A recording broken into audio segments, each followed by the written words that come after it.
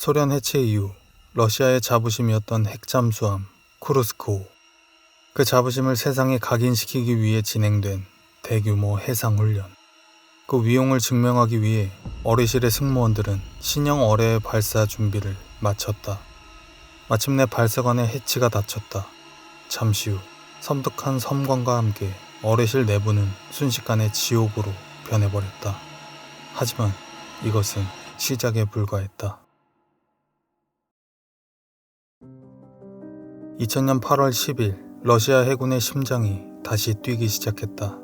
소련 붕괴 이후 10여 년 만에 처음으로 계획된 대규모 해상훈련 서머 X가 시작된 것이다. 지원함을 포함해 70척이 넘는 함선과 약 80대의 항공기가 동원된 이 거대한 훈련의 주인공은 단연 압도적이었다. 118명의 승무원을 태운 핵추진 순항미사일 잠수함 K141 쿠르스크, 프로젝트 949A 안테이급, 나토가 오스카 2급이라 부르는 이 잠수함의 존재 이유는 바로 미국 항공모함 전단을 격파하는 것이었다. 그 임무를 위해 사거리 550km의 초음속 순항 미사일 P700 크라니트 24발을 탑재했다. 길이 155m, 전부제트기 2대를 합친 것과 맞먹는 거대한 선체. 외부 선체는 최대 80mm 두께의 고무로 덮인 8mm 강철판으로, 내부 압력 선체는 50mm 두께의 고품질 강철판으로 제작된 이중 선체 구조였다. 이론상 어뢰의 직격탄을 견딜 수 있으며 절대 침몰하지 않는 배로 알려졌다. 그 이름은 2차 세계대전의 판도를 바꾼 쿠르스크 전투에서 비롯되었다. 하지만 러시아 해군 최정예 함대의 자부심이었던 이 잠수함이 마주한 현실은 차갑고 잔혹했다. 1990년대 내내 이어진 예산 삭감으로 많은 잠수함들은 항구에 정박된 채 녹슬어갔고 선원들은 급여조차 받지 못하는 실정이었다. 쿠르스크 역시 5년의 복무기간 동안 단 한 번의 의미 있는 장기 임무를 수행했을 뿐이었다. 1999년 코소보 위기 당시 지중해에 6개월간 파견되어 미 6함대를 감시하는 임무였다. 결과적으로 승무원 대다수는 실전 해상 경험이 부족했다. 훈련 첫째 날, 쿠르스크는 더미 탄두를 장착한 그라니트 미사일을 성공적으로 발사하며 여전한 위용을 과시했다. 그리고 이틀 뒤 8월 12일 아침, 쿠르스크함 가장 앞부분인 1번 격실 어뢰실의 공기는 팽팽한 긴장감으로 가득했다. 승무원들은 다음 훈련인 연습용 어뢰 발사를 위한 마지막 절차를 수행하고 있었다. 이번 훈련에 사용될 어뢰는 톨스 투슈카라는 별칭으로 불리는 6576 키트형 연습용 어뢰. 동력원으로 고성능 과산화수소가 주입된 어뢰는 4번 발사관에 장착되어 발사 신호를 기다리고 있었다. 오전 8시 51분, 쿠르스크함은 어뢰 발사 허가를 요청했고 공식적인 발사 승인이 떨어졌다. 어뢰실에 있던 7명의 승무원들은 길이 10.7m, 무게 5톤의 육중한 연습용 어뢰를 4번 발사관 안으로 완전히 밀어넣었다. 바로 그때였다. 오전 11시 28분경 TNT 100에서 250kg 위력에 해당하는 연습용 어뢰가 폭발한 것이었다. 어뢰실에 있던 7명의 승무원은 그 자리에서 즉사했다. 폭발로 인한 충격파는 열려있던 환기구를 통해 2번 격실인 지휘통제실을 덮쳤고 지휘통제실에 있던 36명의 장교와 승무원들 역시 무사하지 못했다. 그리고 정확히 2분 15초 뒤 첫 폭발의 250배에 달하는 두 번째 대폭발이 잠수함 전면을 강타했다. 그 충격은 인근 노르웨이 지진 관측소에서 리히터 규모 4.2의 지진으로 기록될 정도였다. 어뢰실 안에 있던 어뢰 탄두가 연쇄적으로 폭발하며 선체에는 거대한 구멍이 뚫렸다. 초당 9만 리터의 차가운 바닷물이 잠수함 4개의 격실을 순식간에 집어삼켰다. 쿠르스크는 통제 불능 상태로 침몰되어 선수가 해저에 22m나 파묻힌 채 수심 108m의 해저에 가라앉았다. 이 폭발로 인해 총 118명의 승무원 중 95명이 순식간에 목숨을 잃었다. 하지만 아직 희망은 남아 있었다. 잠수함의 가장 뒷부분, 폭발을 견뎌낸 5번 원자로 격실 너머에는 생존자들이 있었다. 살아남은 23명의 승무원들은 비상 절차에 따라 9번 격실을 향해 움직이기 시작했다. 폭발 후 약 2시간이 지난 오후 1시 15분 생존자들이 내뱉는 숨으로 인해 격실은 이산화탄소로 빠르게 채워지고 있었다. 그들은 자신들이 금방 구조될 것이라고 믿고 있었다. 사상 최대 규모의 해상 훈련이 벌어지고 있는 바다 한가운데였기에 그들은 희망을 버리지 않았다. 하지만 콜레스니코프 대위는 희미한 비상 등의 의지에 기록을 남기기 시작했다. 점점 희박해지는 산소와 극심한 추위 속에서 한 명의 선원이 최후의 희망을 잡으려 했다. 그것은 격실 내부에 있는 산소 공급 장치였다. 그리고 그들에게 필요했던 공기 중의 이산화탄소를 제거하고 산소를 공급하는 이산화탄소 제거 카트리지. 하지만 이 카트리지는 바닷물이나 기름에 닿으면 폭발적으로 반응하는 위험한 물질이었다. 어둠 속에서 손을 더듬던 선원은 그만 카트리지를 차가운 바닷물이 흥건한 바닥에 떨어뜨렸다. 그 순간 작은 불꽃이 튀었고 곧 거대한 화염이 격실을 뒤덮었다. 구조를 기다리던 그들의 희망은 끝내 절망적인 화염 속에서 꺼져버렸다. 쿠르스크함 내부에서 첫 폭발이 일어난 그 순간 인근에 있던 잠수함 카렐리아의 승무원들은 분명한 충격을 감지했다. 하지만 함장은 그것이 훈련의 일부일 것이라 생각하고 무시했다. 가상 목표물이었던 순양함 퓨르트 벨리키 역시 수중 음향 신호를 감지하고 함대 본부에 보고했지만 그들의 보고는 묵살되었다. 잦은 통신 고장에 익숙했던 함대 사령관 포포프 제독은 초기에는 크게 우려하지 않았다. 초기 폭발이 발생한 지 6시간이 훌쩍 넘은 오후 6시 30분이 돼서야 러시아 해군은 공식적인 수색 및 구조 작전을 시작했다. 그리고 밤 10시 30분 비로소 비상사태를 선포했다. 설상가상으로 쿠르스크의 비상구조부표는 이전에 있었던 임무 중 미군에게 위치가 노출될 것을 우려하여 의도적으로 비활성화된 상태였고 이로 인해 해군은 망망대해 속에서 16시간 이상을 헤맨 뒤에야 가라앉은 잠수함을 찾아낼 수 있었다. 다음 날인 8월 13일 오전 구조선 미하일 루드니츠키가 현장에 도착했고 심해 구조정 AS-34가 쿠르스크를 향해 내려갔다. 이후 4일 동안 러시아 구조팀의 시도는 처참한 실패의 연속이었다. 모스크바 해군본부는 선체 내부에서 SOS를 의미하는 두드리는 소리를 들었다고 발표했지만 이는 사실이 아니거나 조작된 정보로 밝혀졌다. 구조 작업이 난항을 겪는 동안 러시아 정부의 공식 발표는 현실과 완전히 동떨어져 있었다. 사고 발생 이틀 후인 8월 14일 정부는 첫 공식 발표에서 사소한 기술적 문제가 있었으며 승무원 전원이 생존해 있고 접촉 중이라고 밝혔다. 해군 총사령관 블라디미르 쿠로예도프는 나토 잠수함과의 충돌을 사고 원인으로 지목했고 일리아 클레바노프 부총리는 잠수함이 수십 년간 바다를 떠다니던 2차 세계대전 당시의 수중 지뢰와 충돌했을 수 있다는 가능성을 언급하며 혼란을 가중시켰다. 심지어 북방함대 사령관 포포프 제독은 쿠르스크의 침몰 사실을 이미 알고 있던 시점에도 기자들 앞에서 해군 훈련이 엄청난 성공을 거두었다라고 브리핑했다. 영국, 노르웨이, 미국 등 여러 국가가 즉시 구조 지원을 제안했지만 러시아 정부는 모든 지원을 거부했다. 이고르 세르게예프 국방장관은 구조 작업이 순조롭게 진행되고 있다고 주장했고 해군은 언론에 구조가 임박했다고 말했다. 사고가 발생한 지 5일이 지난 8월 17일 대통령이 된 지 불과 3개월밖에 되지 않았던 푸틴은 흑해에서 휴가를 보내던 중 마침내 영국과 노르웨이 정부의 구조 지원 제안만을 수락했다. 8월 19일 노르웨이 구조선 노르망 파이오니어가 현장에 도착했다. 하지만 러시아 해군 측은 노르웨이 잠수부들의 작업 구역을 잠수함 선미로 한정하고 해치 주변의 특정 장비 조작까지 통제하는 등 여러 제약을 걸었다. 원격 조종 잠수정이 촬영한 영상에는 선체 앞부분이 뒤틀린 금속과 파편 덩어리로 변해버린 모습이 담겨 있었다. 그리고 8월 21일 월요일 아침 마침내 노르웨이 잠수부들이 9번 격실의 외부 해치를 열었다. 이어서 내부 해치를 열자 9번 격실에 갇혀있던 마지막 공기가 빠져나왔다. 그곳에서 발견된 것은 차갑게 식어버린 시신들과 절망적인 기록이었다. 드미트리 콜레스니코프 대위가 남긴 기록은 마지막 순간까지 희망을 놓지 않았던 23명의 생존자들과 그들을 외면했던 국가의 민낯을 고스란히 드러냈다. 같은 날 북방함대 참모총장 미하일 모차크는 쿠르스크 118명 승무원 전원이 사망했음을 공식적으로 발표했다. 러시아 정부는 늑장 대처와 허위 발표, 그리고 외국의 구조 지원을 거부했던 무능력함으로 인해 전 세계적인 비난에 직면한다. 특히 푸틴 대통령은 사고 발생 초기 휴가를 중단하지 않고 소극적인 태도를 보이며 국민들의 분노를 샀다.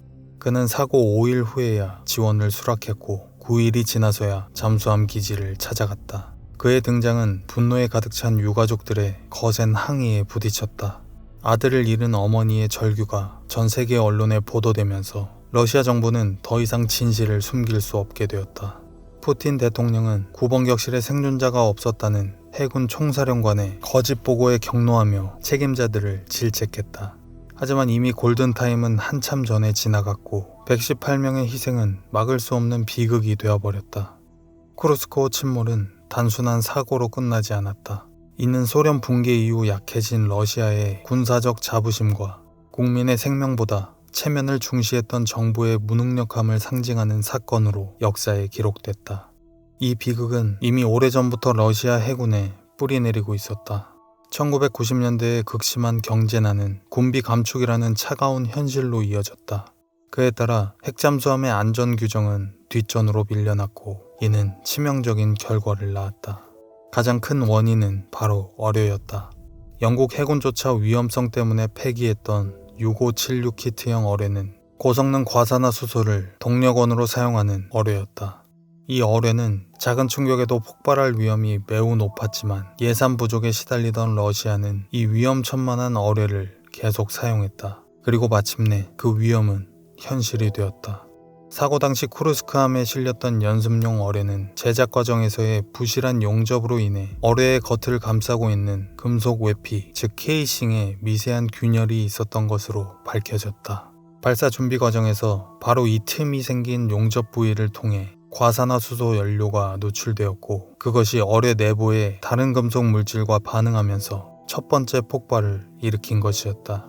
쿠르스코 참사는 훈련의 성공을 과시하려다 안전 불감증과 관리 소홀로 인한 비극을 초래했다.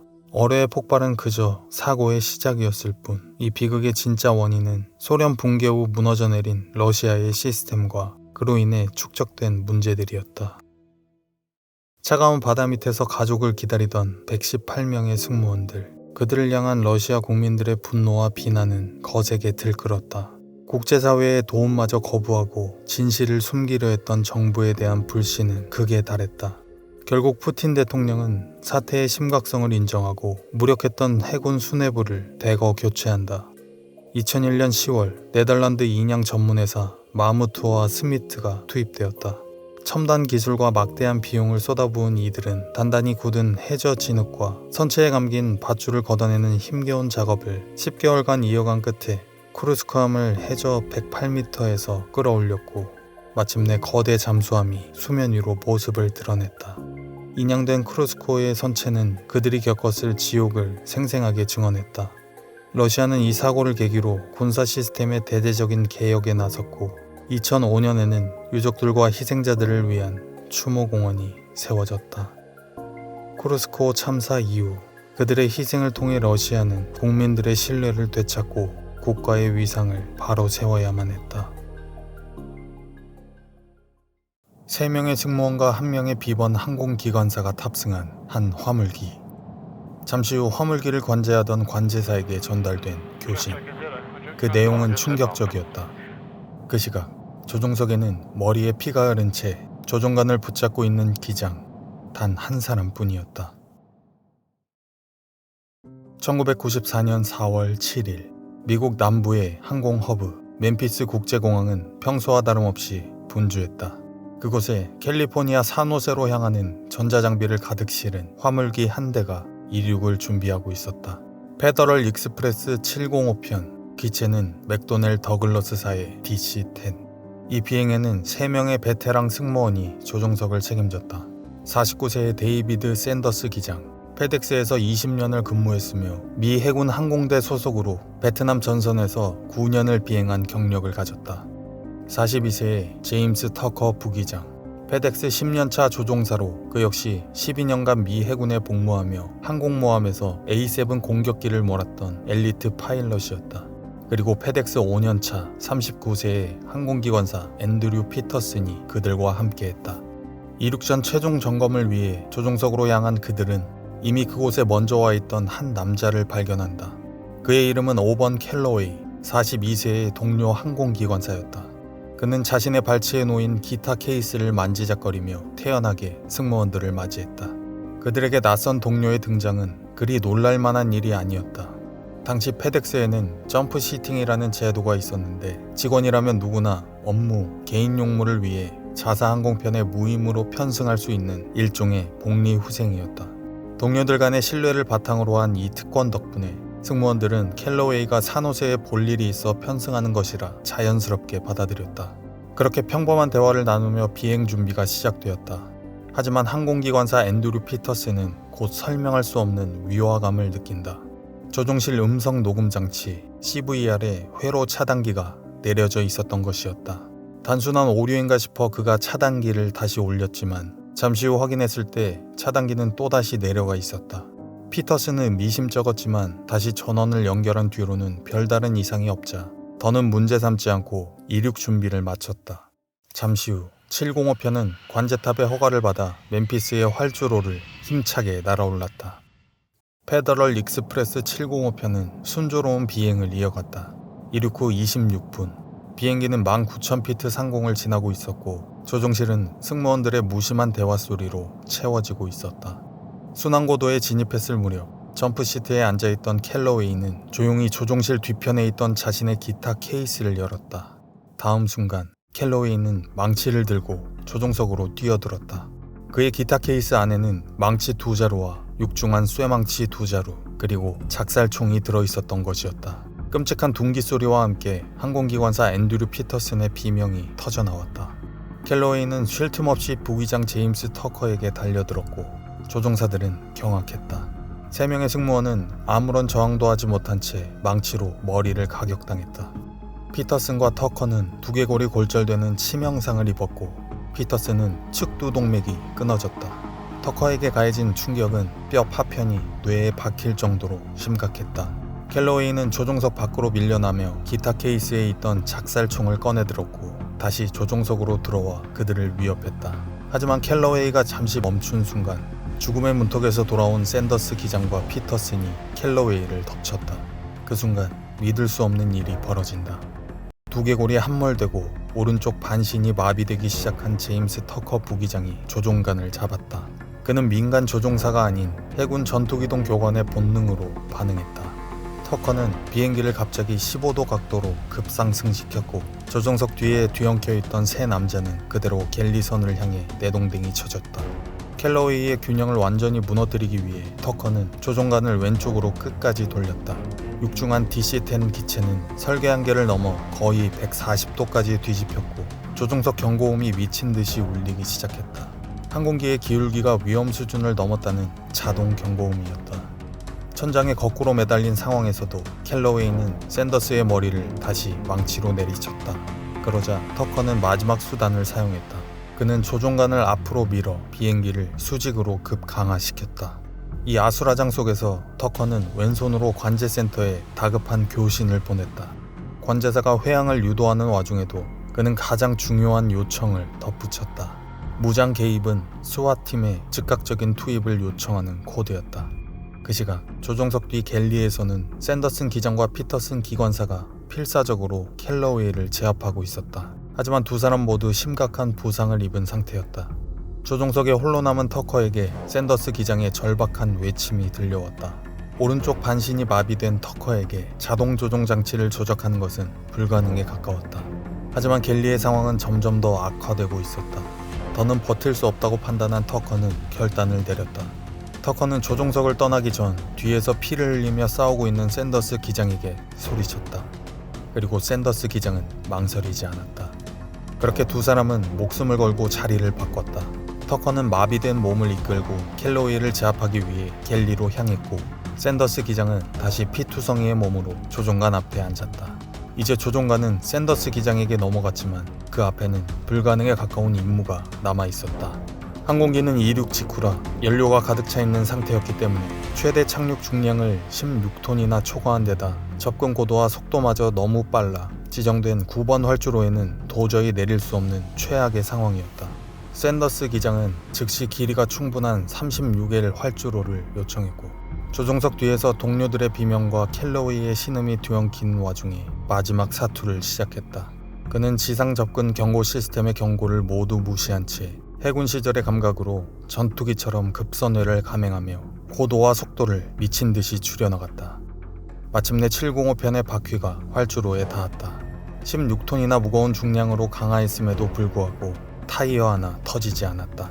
급박한 상황에서 발휘된 기장의 초인적인 감각을 통해 그렇게 항공기는 큰 피해 없이 무사히 착륙할 수 있었다. 비행기가 멈추자마자 구급대와 경찰 특공대가 기내로 진입했다. 그들이 마주한 조종석과 갤리는 승무원과 켈러웨이가 뒤엉켜 흘린 피로 흥건했다. 샌더스 기장은 먼저 기내로 올라온 구조대에게 수갑이 있느냐고 급하게 외쳤다. 아직 상황은 종료되지 않았고 켈러웨이의 손을 묶는 것이 더 우선이라고 판단한 것이다. 켈러웨이는 즉시 수갑이 채워져 체포되었고 처절한 사투를 벌인 3명의 승무원은 즉시 병원으로 이송되었다. 5번 켈러웨이, 스탠포드 대학을 졸업하고 미 해군 조종사로 복무했으며 무술 전문가이기도 했던 42세의 유능한 인재. 겉으로 보기에 그의 인생은 탄탄대로처럼 보였지만 그 내면은 이미 오래전부터 무너져 내리고 있었다. 그는 페덱스에 입사할 당시 제출했던 비행 경력과 시간을 위조했다는 혐의로 징계 청문회를 앞두고 있었다. 사실상의 해고 통보였다. 직업을 잃는다는 것은 그에게 마지막 남은 자존심이자 가족을 부양할 유일한 수단이 사라짐을 의미했다. 4년 전 아내와 이혼한 그에게는 대학에 진학해야 할 2 자녀가 있었다. 그는 아이들이 재정적으로 안정된 삶을 살기만을 바랬다. 궁지에 몰린 그는 아버지로서 할 수 있는 마지막 선택이라 믿었던 끔찍하고 무모한 계획을 세운다. 바로 자신이 사고로 사망한 것처럼 위장하여 페덱스에서 지급하는 250만 달러의 생명보험금을 가족에게 남기는 것이었다. 비행 직전 그는 전처에게 5만 4천 달러가 넘는 수표와 증권을 이체했다. 그리고 자신의 절망감을 토로하는 마지막 편지를 남겼다. 그의 계획은 치밀했다. 그는 총기와 같은 명백한 무기 대신 둔기인 망치를 선택했다. 항공기가 추락했을 때 시신에 남을 상처와 구별하기 어렵게 만들기 위함이었다. 그리고 자신의 죽음을 사고로 위장하기 위한 가장 핵심적인 증거인멸 계획, 바로 조종실 음성 녹음 장치 CVR을 무력화시키는 것이었다. 이제 모든 조각이 맞춰진다. 이륙 직전 항공기관사 앤드류 피터슨이 발견했던 의문의 CVR 오작동, 그것은 켈러웨이의 소행이었다. 그는 승무원들보다 먼저 탑승해 CVR의 회로 차단기를 내렸다. 하지만 피터슨이 그것을 발견하고 다시 올리자 그는 피터슨이 자리를 비운 사이 다시 차단기를 내렸다. 피터슨이 또다시 전원을 연결했을 때 그는 더 이상 손을 쓰지 않았다. 1990년대 CVR은 마지막 30분만 녹음된다는 사실을 미리 알고 있었기 때문이었다. 승무원들을 제압하고 30분만 더 비행하면 공격의 모든 흔적은 지워질 것이었다. 그렇게 켈러웨이는 점프시트에 앉아 기회가 오기만을 기다렸다. 조종사들이 나누는 평범한 대화를 들으며 이 계획으로 미래를 보장받게 될 2 자녀를 떠올렸다. 이륙 후 26분, 비행기가 19,000피트 상공을 지날 때 그는 마침내 자리에서 일어났다. 조종석의 평화를 깨트리는 첫 번째 둥기 소리는 그렇게 시작된 것이었다. 재판에 넘겨진 5번 켈러웨이는 자신의 범행이 스트레스로 인한 일시적 정신 이상이었다고 주장했다. 하지만 FBI가 그의 아파트에서 찾아낸 상세한 범행 계획과 유서는 그의 주장이 거짓임을 증명했다.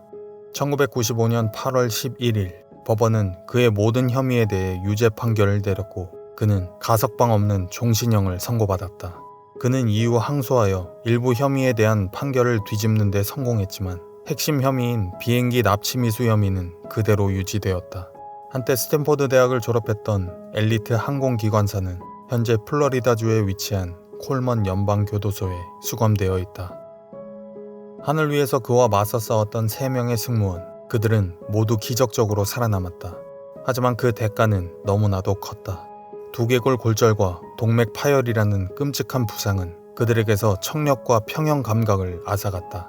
이 영구적인 후유증으로 인해 그들 중 누구도 다시는 상업 항공기의 조종관을 잡지 못하게 되었다.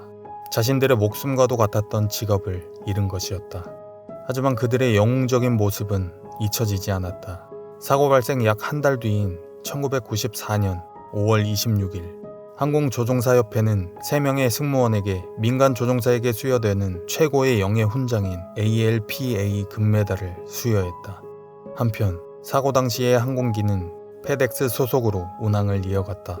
이후 MD-10 기종으로 업그레이드되어 2022년 12월 31일 퇴역할 때까지 페덱스 소속으로 화물 운송을 계속했으며 현재는 미국 빅터빌 공항에 보관되어 있다.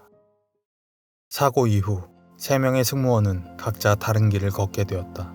기장 데이비드 샌더스는 은퇴 후 여러 항공 컨퍼런스에서 강연하며 자신의 경험을 나누었고, 항공기관사 앤드류 피터스는 조용한 삶을 선택했다. 그리고 부기장 제임스 터커는 2002년 사고의 후유증을 이겨내고 취미로 남아 개인 경비행기 조종관을 다시 잡으며 자신의 아들에게 직접 비행을 가르치기도 했다. 세 남자의 비행은 1994년 4월 7일에 멈췄지만 그들의 놀라운 비행은 현재까지도 회자되며 기억되고 있다. 각기 다른 목적으로 고요한 밤하늘을 날고 있는 두 항공기. 조종실에서는 긴박한 교신이 이어졌다. 짧은 교신이 끝난 뒤 조종실 창문 너머로 보이는 여객기는 이미 그들의 코앞으로 다가왔다. 잠시 후 35,000피트 상공에서 두 항공기가 충돌했다. 2002년 6월 29일 러시아 모스크바. 바시키르 공화국을 대표하는 예술, 학술 영재 52명의 아이들이 부푼 꿈에 잠겨 있었다. 국제 페스티벌에서 수상한 이들을 위해 지역 유네스코 위원회가 스페인 카탈로니아의 해변으로 떠나는 포상 수학여행을 마련한 것이었다. 아이들과 부모들은 밤새 기차를 타고 모스크바에 도착했지만 왜인지 시작부터 문제가 생기기 시작했다. 운전기사의 어이없는 실수로 원래 가야 할 세레메티예보 국제공항이 아닌 도모데도보 국제공항으로 가는 바람에 예정되었던 비행기를 놓치고 만 것이다. 하지만 이로 인해 아이들은 모스크바에 머무르며 그 주변을 관광하는 뜻밖의 즐거운 시간을 보낼 수 있었다. 이틀 뒤인 7월 1일 그들을 위해 마련된 새로운 대체 항공편은 공교롭게도 그들이 처음 잘못 찾아왔던 바로 그 공항, 도모데도보 공항에서 출발하게 되었다. 스페인 바르셀로나로 향하는 바시키르 항공 2937편이었다. 항공기는 1995년에 제작된 투폴레프 TU-154M 기종으로 등록번호는 RA85816이었다. 그날따라 조종석은 5명의 승무원으로 북적였다. 12,000시간의 비행 경력을 가진 알렉산더 그로스 기장이 조종관을 잡았고 그의 옆에는 이번 비행에서 기장을 평가하는 임무를 맡은 수석 조종사 올렉 그레고리예프가 앉았다. 그리고 그들 뒤로 항법사와 항공기관사, 비번인 부조종사까지 함께 자리했다. 이 항공기에는 포상 수학여행 목적 이외에도 바르셀로나에서 건축가로 일하고 있는 아버지, 남편을 만나기 위해 탑승한 아내 스베틀라나와 두 아이들도 빈좌석을 채웠다. 그렇게 이 비행기는 각기 다른 목적을 가지고 바르셀로나로 떠나는 승객 60명과 승무원 9명, 총 69명이 탑승했다. 밤 10시 48분, 그렇게 60명의 꿈과 희망을 실은 비행기는 마침내 이륙했다. 같은 시각 이탈리아 베르가모의 오리오 알 세리오 공항. 밤 11시 6분, 또 다른 비행기가 벨기에 브뤼셀을 향해 이륙했다. 세계적인 물류회사 DHL 소속의 보잉 757-200 화물기 611편이었다. 1990년에 제작된 이 항공기의 등록번호는 A9C-DHL. 조종석에는 47세의 영국인 기장 폴 필립스와 34세의 캐나다인 부기장 브렌트 캄피온이 단 2명만이 타고 있었다. 두 사람 모두 수천 시간의 비행 경력을 가진 베테랑 조종사들이었다. 그렇게 독일 남부의 상공에는 서로의 존재를 알지 못하는 두 대의 비행기가 각자의 목적지를 향해 날아가고 있었다. 러시아 여객기 2937편의 기내는 스페인에서의 휴가를 앞둔 아이들, 그리고 그리운 가족을 만나러 가는 이들의 기대감으로 가득 차 있었다. 같은 시각 DHL 611편의 조종석은 벨기에 브뤼셀로 향하는 여느 때와 다름없는 고요하고 일상적인 비행이 이어지고 있었다. 그 시각 스위스 취리히의 스카이 가이드 관제소에서는 베테랑 관제사 피터 닐슨이 두 개의 다른 관제석을 오가며 분주하게 움직이고 있었다. 밤 11시 34분, 두 비행기의 조종실에 갑자기 날카로운 기계 경보음이 울려 퍼졌다. 항공기 자동 충돌 방지 시스템 TCAS의 첫 번째 접근 경고였다. 7초 뒤 뒤늦게 두 비행기의 위험을 인지한 관제사 피터 닐슨은 러시아 여객기에 다급하게 하강을 지시했다. 조종실에는 더 강력한 경보음이 울려 퍼졌다. 이번에는 단순한 경고가 아닌 직접적인 회피 명령이었다. 러시아 여객기의 TCAS에서는 상승하라는 음성 경고가, DHL 화물기에서는 하강하라는 음성 경고가 울렸다. 러시아 조종사들은 극심한 혼란에 빠졌다. 기계의 경고와 인간의 지시가 충돌하는 절체절명의 순간, 그들은 결국 조종관을 조작하기 시작했다. 이로 인해 기내에 있던 승객들도 급격한 기체의 움직임을 느끼고 불안감에 휩싸였다. 그리고 잠시 후 러시아 여객기의 조종사가 왼쪽 창밖을 보며 절규했다. 어둠이 깔려있는 하늘 속에서 거대한 비행기의 불빛이 눈앞으로 빠르게 다가오고 있었다. 2002년 7월 1일 밤 11시 35분, 고도 34,890피트 상공에서 DHL 화물기의 거대한 수직꼬리 날개가 러시아 여객기의 동체 중앙부에 그대로 충돌했다. 끔찍한 충격과 함께 러시아 여객기는 공중에서 4조각으로 분해되기 시작했고, 꼬리 날개의 80%를 잃어버린 DHL 화물기는 통제불능 상태에 빠져 나선형으로 돌며 수직에 가까운 각도로 추락했다. 그 시각 지상에 있던 한 목격자는 밤하늘에서 이상한 광경을 목격한다. 마치 하늘에서 불타는 비가 내리는 듯한 모습이었다.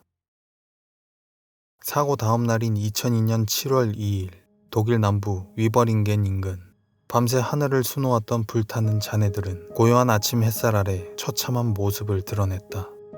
러시아 여객기는 공중에서 분해되어 동체 앞부분은 브라인 로이테 마을 과수원에 떨어졌다.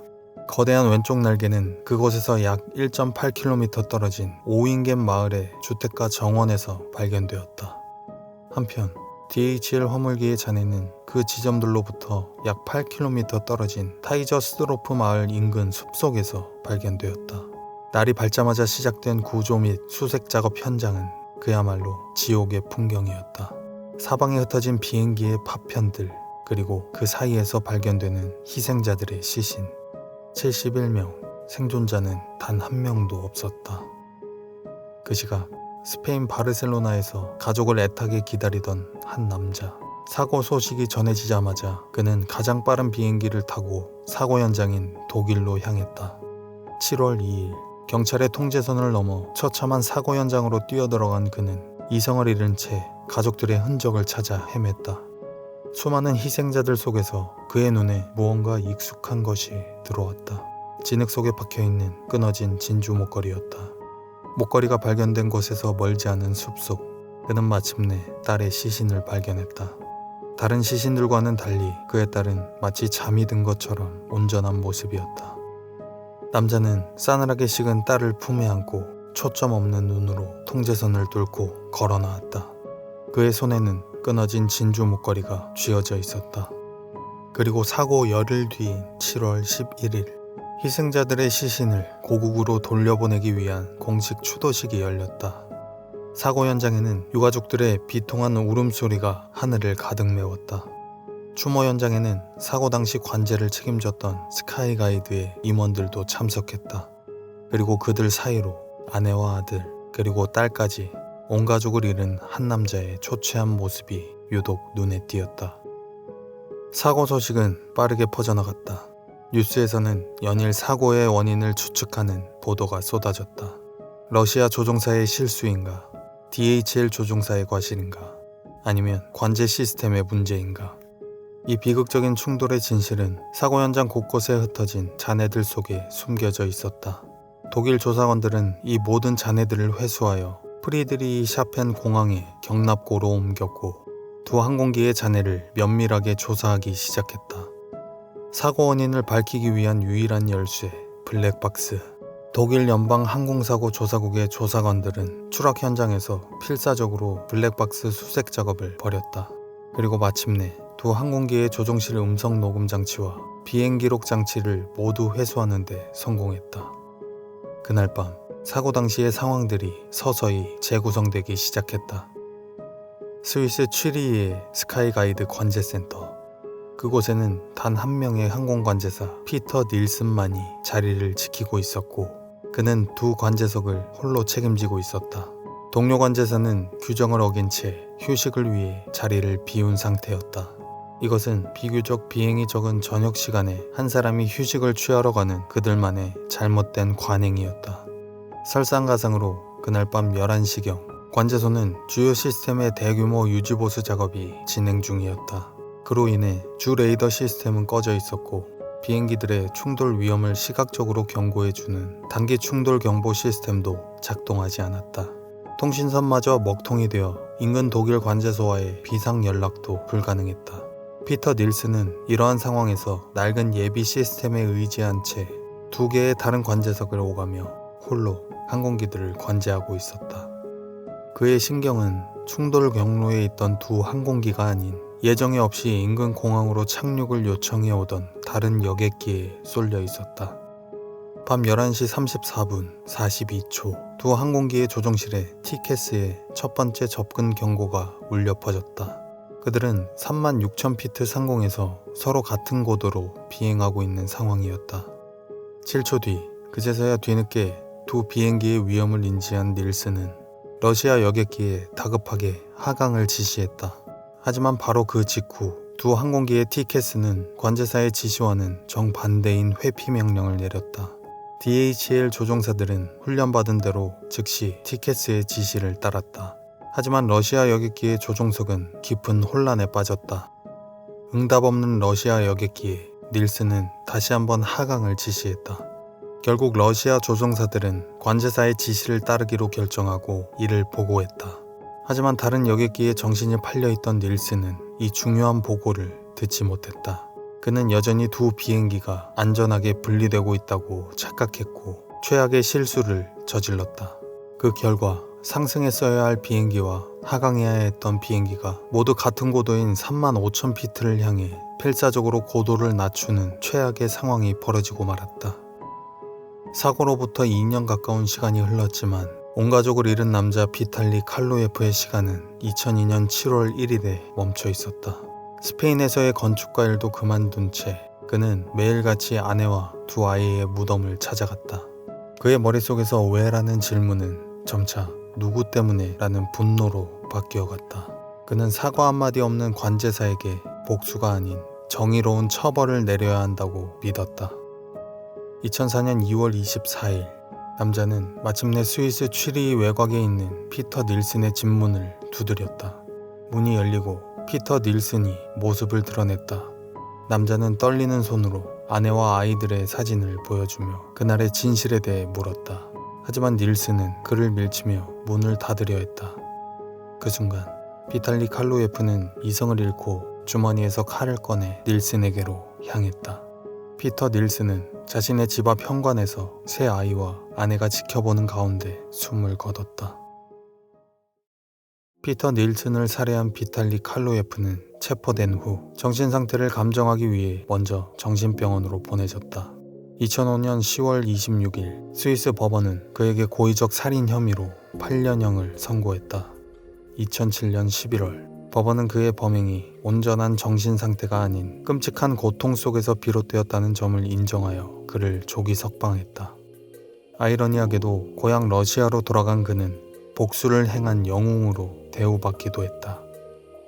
사고의 또 다른 축이었던 스카이 가이드는 마침내 회사의 모든 책임을 인정하고 유가족들에게 공식적으로 사과했다.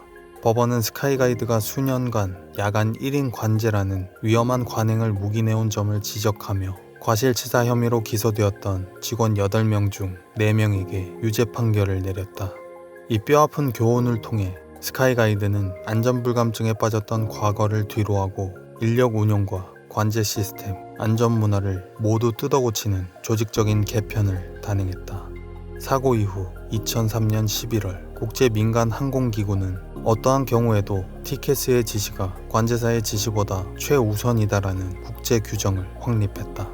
다시는 기계와 사람 사이에서 조종사가 혼란에 빠지는 일이 없도록 명확한 기준을 세운 것이다. 오늘날 독일 위버링겐 사고 현장 근처에는 희생자들을 기리는 특별한 추모비가 세워져 있다. 그것은 칼로예프가 딸을 찾게 해주었던 끊어진 진주 목걸이의 모습을 하고 있다. 비극적으로 흩어진 71개의 진주알들은 하늘의 별이 된 71명의 희생자들을 대신해 이곳에서 영원히 빛날 것이다. 챌린저 5. 전 세계의 이목이 집중되는 순간이었다. 관중석의 환호와 함께 마침내 하늘로 솟아올랐다. 하지만 그들은 미처 몰랐다. 그들의 환호성이 곧 섬뜩한 침묵으로 이어질 것이라는 것을.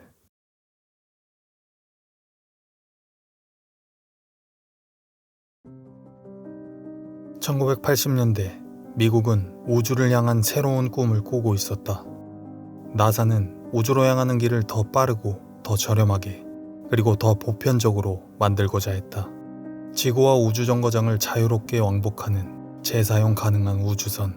그 꿈의 상징이 바로 우주왕복선이었다. 그리고 그 중에서도 챌린저 5는 나사 최초의 여성 우주비행사를 배출하는 등 수많은 기록을 세우며 미국의 또 다른 희망으로 떠오르고 있었다. 1984년 로널드 레이건 대통령은 우주교사 프로젝트를 발표한다.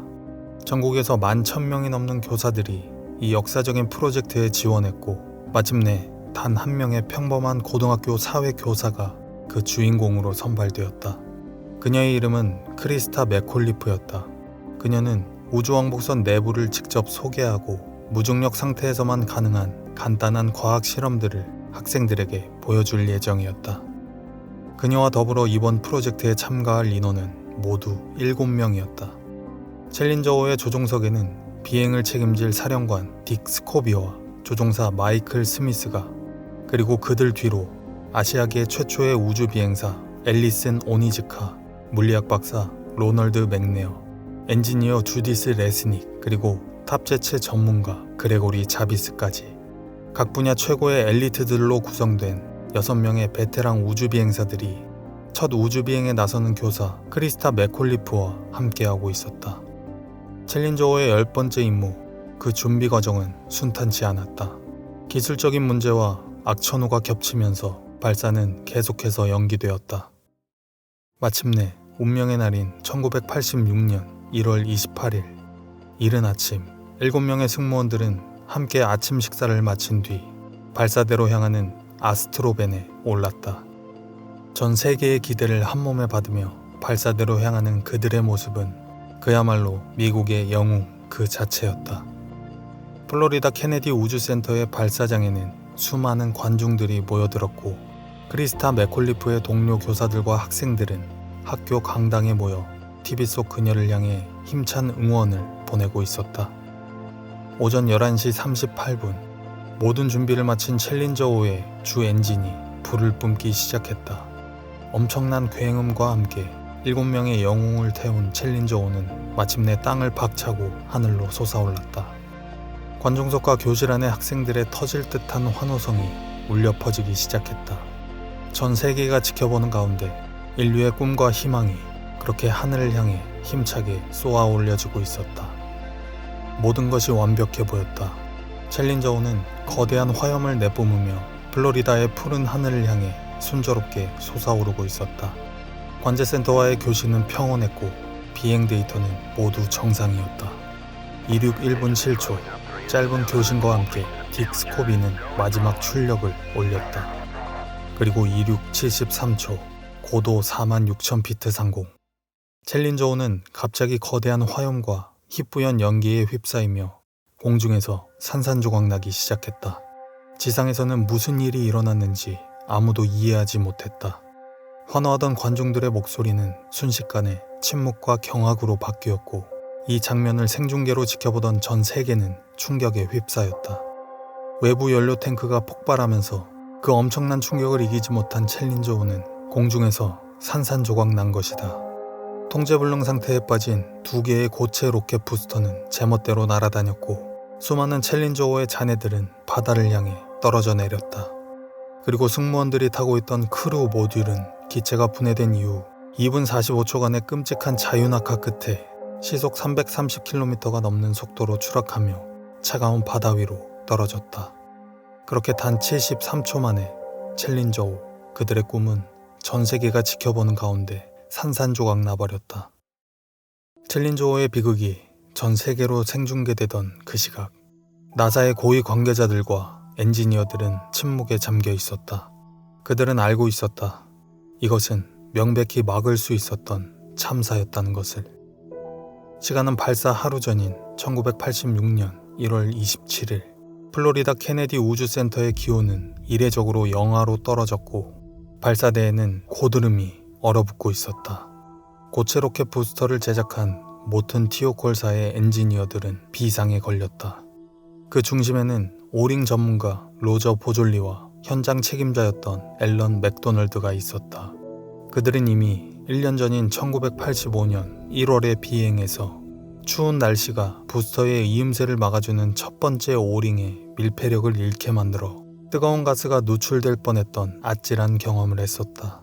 만약 두 번째 예비 오링마저 제 기능을 못했다면 그땐 이미 끔찍한 참사가 일어났을지도 모르는 상황이었다. 그날 밤 티오콜의 엔지니어들은 나사 관리자들과의 긴급 회의에서 이 과거의 데이터를 근거로 나사에 필사적으로 발사 연기를 주장했다. 하지만 놀랍게도 나사 측은 이 명백한 기술적 경고에 이의를 제기했다. 계속된 발사 지연에 대한 압박감 속에서 그들에게는 또 다른 이유가 있었다. 바로 우주교사 크리스타 맥콜리프의 수업 일정이었다.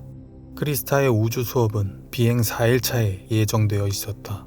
만약 발사가 화요일을 넘기게 된다면 수업일은 학생들이 학교에 없는 토요일이 되어 수업을 진행할 수 없다는 이유 때문이었다. 긴급회의는 티오콜 내부의 격렬한 논쟁으로 번지기 시작했다. 엔지니어들은 기술적인 위험성을 계속해서 경고했지만 경영진은 나사의 심기를 거스를 수 없었다. 결국 엔지니어들의 경고는 묵살되었다. 모튼 티오콜은 나사의 발사 진행을 공식적으로 권고했지만 앨런 맥도널드는 그 서류에 서명하기를 끝까지 거부했다. 하지만 그의 저항은 이 잘못된 결정을 막기에는 역부족이었다. 사고 바로 다음날 나사의 비행관리자 제이 그린은 심통한 표정으로 기자회견장에 모습을 드러냈다. 전 세계가 지켜보는 가운데 그는 이번 참사에 대해 이렇게 말했다. 나사의 첫 공식 입장은 이번 참사가 예측 불가능한 돌발 사고였다는 것이었다. 하지만 그 시각 모튼 티오콜의 엔지니어 앨런 맥도널드는 다른 진실에 접근하고 있었다. 헌츠빌 운영지원본부로부터 한 통의 전화가 걸려왔다. 발사 영상을 분석하던 중 고체 로켓 부스터 쪽에서 불꽃이 보였다는 보고가 있었다는 것이었다. 앨런은 즉시 그 위치가 찍힌 카메라를 찾아서 부스터가 점화되는 순간을 초 단위로 확인해보라고 말했고 만약 오링의 문제라면 0.6초 안에 반드시 검은 연기가 보였을 것이라고 확신했다. 얼마 뒤 다시 전화벨이 울렸다. 그리고 그 검은 연기가 처음 포착된 시간은 점화 후 0.678초였다. 앨런 맥도널드는 그 순간 깨달았다. 이 비극의 원인은 자신들이 바로 전날 밤 필사적으로 경고했던 바로 그 문제 때문이었다는 것을. 사고 28일 후인 1986년 2월 25일 진실을 규명하기 위한 대통령 직속 로저스 위원회의 공개 청문회가 열렸다. 위원회의 일원이었던 여성 우주비행사 셀리 라이드 박사가 나사의 부스터 프로젝트 감독 레리 멜로이에게 하청업체인 모튼 티오콜에서 날씨가 추우니 발사하지 말라고 권고했다는 소문이 있는데 사실이냐며 날카로운 질문을 던졌다. 이에 레리 멜로이는 그들도 우리처럼 날씨를 걱정했지만 최종적으로는 티오콜에서 발사를 예정대로 진행하라고 했다라고 태연하게 대답했다. 그 순간 방청석에 앉아있던 티오콜의 엔지니어 앨런 맥도널드는 더 이상 참을 수 없었다.